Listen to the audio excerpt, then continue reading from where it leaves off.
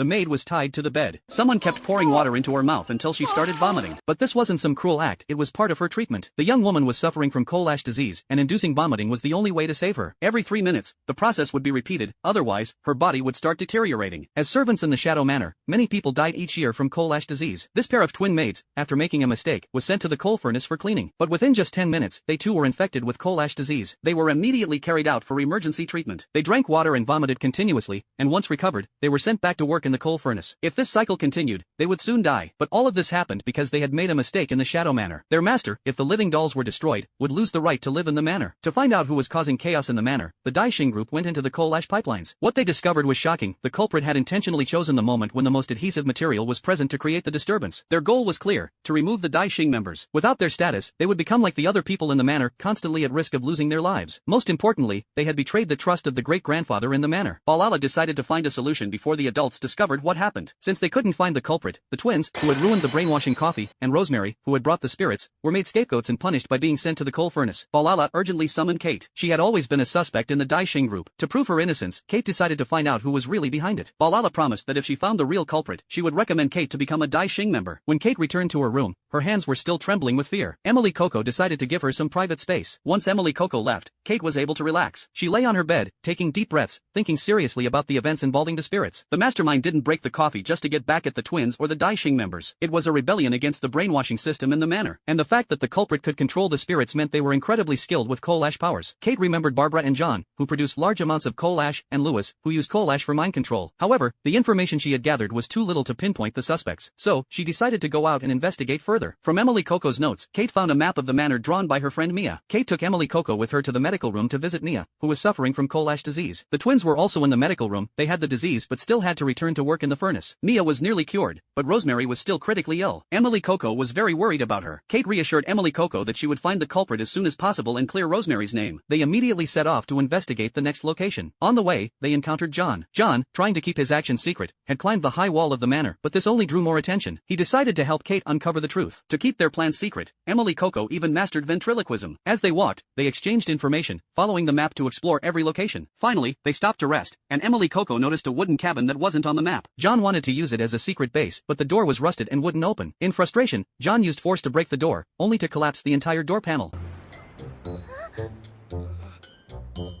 Being lined up with the window frame saved their lives. John, you are positively dreadful! He was the only one to suffer from this. Please accept his pain as penance. It turned out this cabin was the Daishing group's secret lab.